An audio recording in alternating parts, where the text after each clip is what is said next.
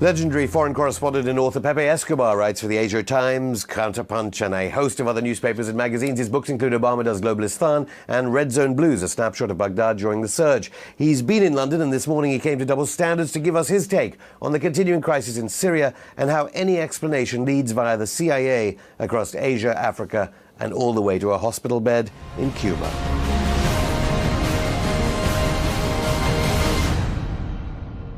Welcome, Pepe Escobar, to Double Standards, all the way from Hong Kong. And I have to declare a slight interest to our audience. I've read so many of your columns over the years. Let's get straight to the point. Syria, who knows, 30,000, 40,000 dead, some of these horrific casualty rates. And yet ministries across Europe, Ankara, all saying Assad is finished.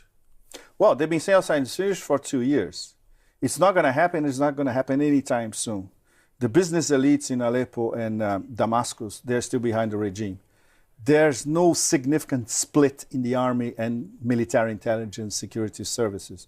They have the weapons. They control the major cities. Even if they control, let's say, 2/3 of Aleppo, but they control the center of business in Aleppo.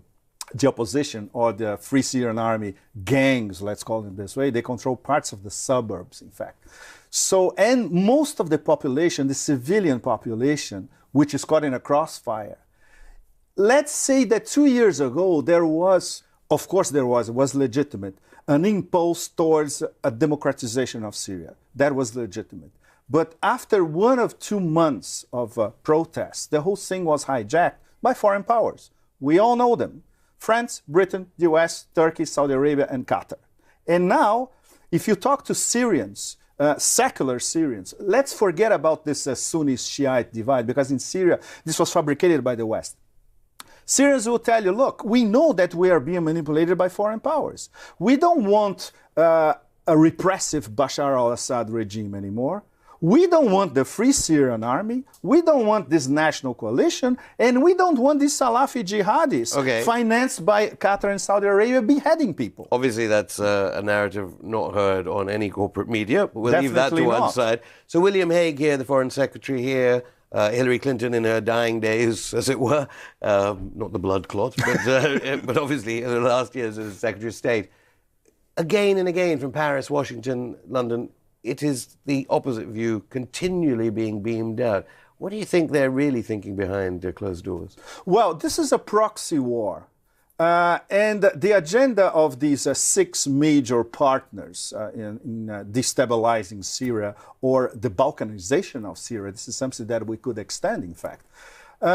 When they noticed that the Salafi jihadis became the real fighting force on the ground. And now we have al-Nusra, which is the extension of al-Qaeda. But so you do credit Obama with putting al-Nusra on the terrorist list? Yes, but you know, they only put al-Nusra in the terrorist list a few weeks ago. Remember that for most part of the last 2 years, Hillary Clinton was saying that no, this is a legitimate democratic uprising against an evil dictator. And then one day, the Secretary of State discovered that the real fighting force on the ground was Salafi jihadis, especially Iraq. Did she discover it, or did she know it?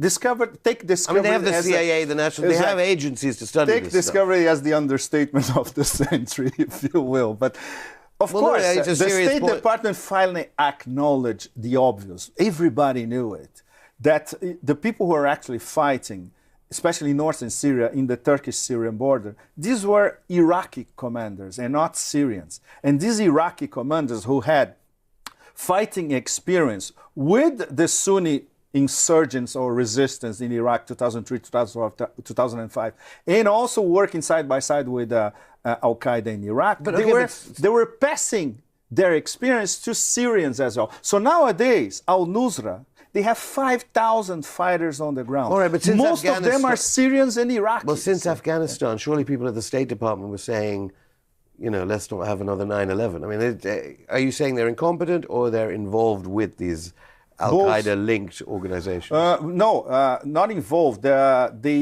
utilize them for their own. But didn't they all admit they'd made a mistake? Always. Hillary Clinton herself said she'd made a mistake with the Mujahideen. In terms of U.S. strategic thinking, if we see what's been happening for the past 30 years at least, One day you're a terrorist, the next day you're a freedom fighter.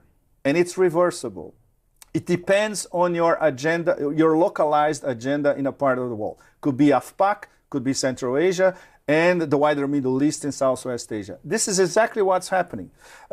People in Libya who Gaddafi put in jail, by the way, like Abdel Hakim Belhaj, the next day he's a liberator of Tripoli. And the next day he's sending his own Libyan fighters to Syria to destabilize Bashar al-Assad. So in a sense, you seem to almost be saying nothing has been learned from 9/11. No, of course not. Because it's still blowback. The late great friend, my friend Chalmers Johnson, I wish he was here with us, because he will be writing a 5th book about blowback based on what's happening in Libya and in Syria. And what's going to be happening after our friend Brennan gets the CIA job. Well, does the Brennan... Which is going to be an extended shadow war in Southwest Asia. And does the Brennan nomination mean President Obama explicitly supports? Of course he does, because of illegal, arguably illegal. This activity. Is, in a nutshell, I hate reductionist examples, but in a nutshell, this is the David Petraeus work ethic.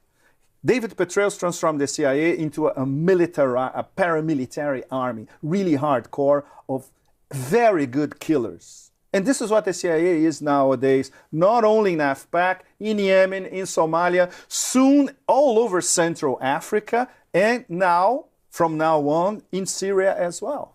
So the only alternative then is to fight that with other state-orientated agencies, maybe. Because if it's going to be like the School of the Americas all over again, and we know Obama in Honduras exactly. and so on. It's interesting you mentioned School of the Americas. I was born in South America, so when I was growing up, I had the direct experience of what the School of the Americas was Just doing tell our all audience over about that, South because America. our younger members of our audience... In Brazil, in Argentina, in Chile, in Uruguay, in Argentina, they were training the death squads of these military dictatorships.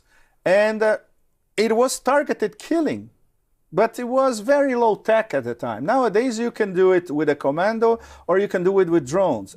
At the time, it was kidnapping and incarcerating somebody in a basement somewhere for 6 months and then getting rid of this person. Well, in a sense, Hugo Chavez... It's the same modus operandi. Well, Hugo Chavez in Venezuela, who did ally with so many members of the Global South, and we are running out of time, he did say, well, he proved that they could stop a U.S. attempted coup. Yes, they did in 2002. It took them 3 days to stop a coup.